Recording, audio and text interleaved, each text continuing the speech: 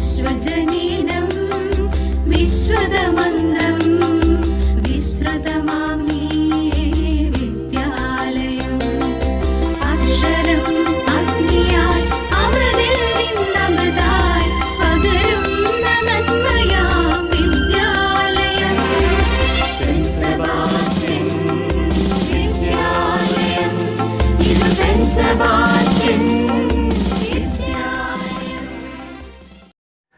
प्यारे बच्चों नमस्ते। आज की हिंदी कक्षा में सबका हार्दिक स्वागत है। तो हम एक कविता पढ़ रहे थे। कविता का नाम क्या है? टूटा पहिया। एक किसकी कविता है? श्री धर्मवीर भारती की कविता है।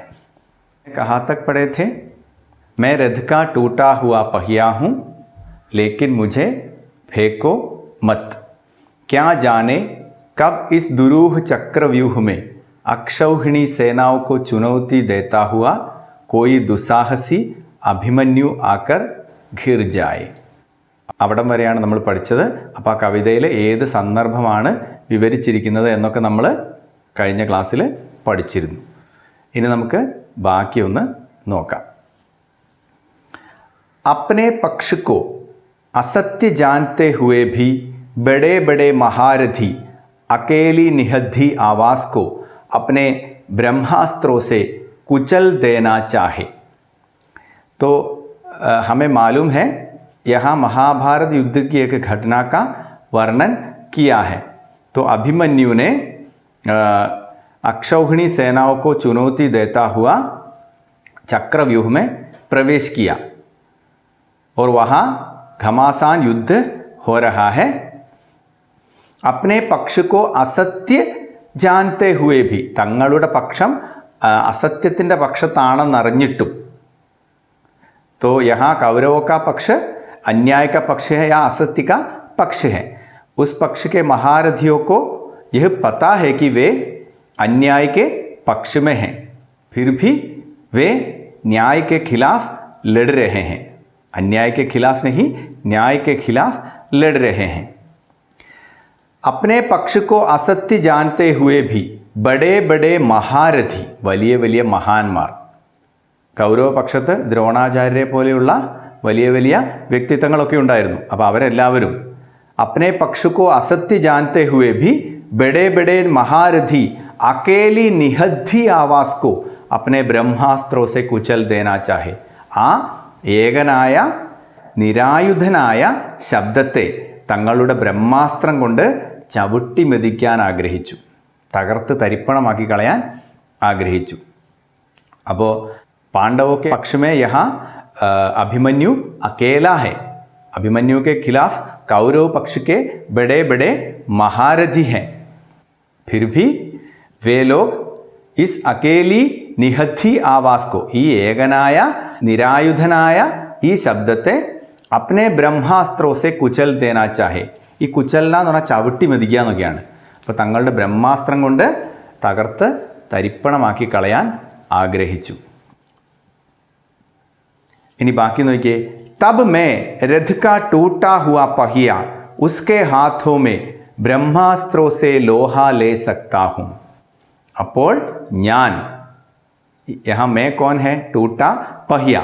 मैं रथ का टूटा हुआ पहिया, ഞാൻ ഈ രഥത്തിൻ്റെ പൊട്ടിയ ചക്രം, ഉസ്കെ ഹാഥോ മേ, അവൻ്റെ കൈകളിൽ, ബ്രഹ്മാസ്ത്രോ സെ ലോഹ ലേ സക്താ ഹും, ബ്രഹ്മാസ്ത്രങ്ങളെ എതിരിടാൻ കഴിയും.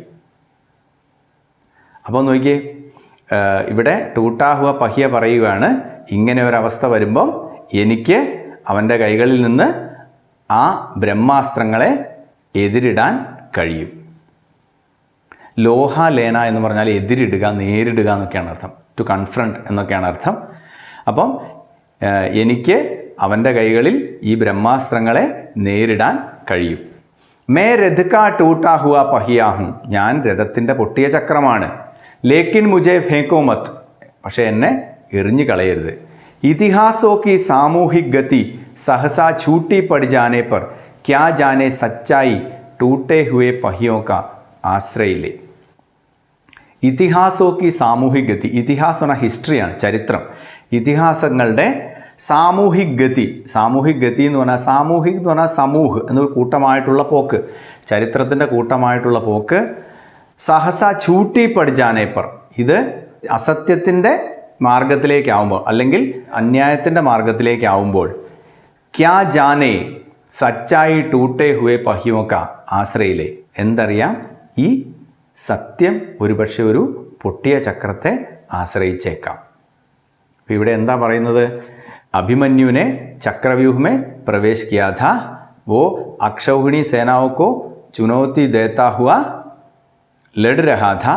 कौरवों के बड़े बड़े महारथी उसके खिलाफ लड़ रहे थे और अंत में अभिमन्यु का सारा शस्त्र नष्ट हो गया. तब उसने क्या किया? वो एक रथ का टूटा हुआ पहिया लेकर कौरवों के ബ്രഹ്മാസ്ത്രോ കാ സാമന കിയ.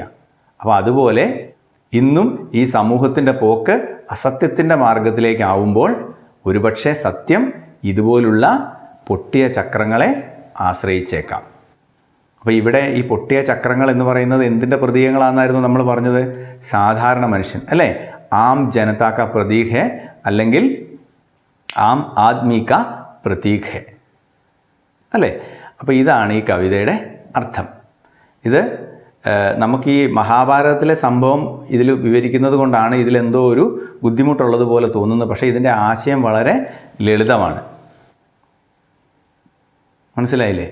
പൊട്ടിയ ചക്രം എന്നത് ഒരു ഉപയോഗശൂന്യമായ കാര്യമൊന്നുമല്ല എന്നാണ് ഇവിടെ പറയുന്നത്. ഇവിടെ പൊട്ടിയ ചക്രം നിങ്ങൾ നോക്കിയേ, സാധാരണ മനുഷ്യൻ്റെ പ്രതീകമാണ്. സാധാരണ മനുഷ്യന് ഈ ലോകത്തിൽ വലിയ വിലയൊന്നുമില്ല. വോട്ട് ചെയ്യാൻ മാത്രമേ അവന് വിലയുള്ളൂ. അല്ലാത്ത സമയത്തൊക്കെ അവരെ നികൃഷ്ട ജീവികളായിട്ടൊക്കെയാണ് ആൾക്കാർ കാണുന്നത്. വലിയ വലിയ ആൾക്കാരൊക്കെ അന്യായത്തിലൂടെ അവരെ എപ്പോഴും ചൂഷണം ചെയ്യുകയോ അടിച്ചമർത്തുകയൊക്കെ ചെയ്തുകൊണ്ടിരിക്കും. അപ്പോൾ സമൂഹത്തിൽ ഇങ്ങനെ അനീതി പെരുകുമ്പം അതിനെ നേരിടാൻ അഭിമന്യുവിനെ പോലെ ചില ആൾക്കാരൊക്കെ വരും.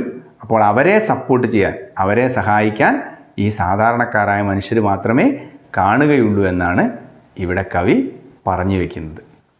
അപ്പോൾ യഹാ ആം ആദ്മി കാ മോൽ ദർശായ ഹെ. അപ്പോൾ ധർമ്മവീർ ഭാരതി തൻ്റെ ഈ കവിതയിലൂടെ സാധാരണ മനുഷ്യൻ്റെ വിലയാണ് കാണിച്ചു തരുന്നത്. ഓക്കെ, അപ്പോൾ ഇത്രയേ ഉള്ളൂ ഈ കവിത. ഇത് നമുക്ക് നന്നായിട്ട് വായിച്ച് പഠിക്കണം. ഇതിൻ്റെ ആശയമൊക്കെ ഇപ്പം ഞാൻ നിങ്ങൾക്ക് പറഞ്ഞു തന്നു കഴിഞ്ഞു. നിങ്ങൾക്ക് എന്തെങ്കിലും സംശയം ഉണ്ടെങ്കിൽ എന്നെ വിളിച്ച് ചോദിക്കണം. ഞാൻ ഒരിക്കൽ കൂടി ഈ കവിത നിങ്ങൾക്കൊന്ന് മുഴുവനായിട്ടും വായിച്ചു തരാം. നിങ്ങൾ ശ്രദ്ധിച്ചിരിക്കുക. टूटा पहिया धर्मवीर भारती. मैं रथ का टूटा हुआ पहिया हूँ, लेकिन मुझे फेंको मत. क्या जाने कब इस दुरूह चक्रव्यूह में अक्षौहिणी सेनाओं को चुनौती देता हुआ कोई दुस्साहसी अभिमन्यु आकर घिर जाए. अपने पक्ष को असत्य जानते हुए भी बड़े बड़े महारथी अकेली निहत्थी आवाज़ को अपने ब्रह्मास्त्रों से कुचल देना चाहे, तब मैं रथ का टूटा हुआ पहिया उसके हाथों में ब्रह्मास्त्रों से लोहा ले सकता हूँ. मैं रथ का टूटा हुआ पहिया हूँ, लेकिन मुझे फेंको मत. इतिहासों की सामूहिक गति सहसा छूटी पड़ जाने पर क्या जाने सच्चाई टूटे हुए पहियों का आश्रय ले. അപ്പോൾ നിങ്ങൾ ഈ കവിത നന്നായിട്ട് വായിച്ച് പഠിക്കുക. ഇതിൻ്റെ അർത്ഥവും അതുപോലെ ഈ കവിതയുടെ ആശയവും ഞാൻ നിങ്ങൾക്ക് ഈ ക്ലാസ്സിന് ശേഷം എഴുതി തരുന്നതാണ്. അപ്പോൾ അതൊക്കെ നിങ്ങൾ നന്നായിട്ട് എഴുതി വെക്കുക, പഠിക്കുക. ഇതിനകത്തു നിന്നൊരു ചോദ്യം എന്തായാലും പരീക്ഷയ്ക്കുണ്ടാവും. ഇതിനകത്തു നിന്നൊരു 3-4 ലൈൻ തന്നിട്ട് കവി ഓർ കവിത കാ പരിചയ ദേത്തെ ഹുയെ പങ്ക്തിയോ കാ ആശയ ലിഖേ എന്നുള്ള ഒരു ചോദ്യം എന്തായാലും പരീക്ഷയ്ക്ക് ഉറപ്പാണ്. അതുകൊണ്ട് ഇത് നിങ്ങൾ നന്നായിട്ട് പഠിക്കണം. तो हम अगली कक्षा में मिलेंगे. धन्यवाद. अलविदा.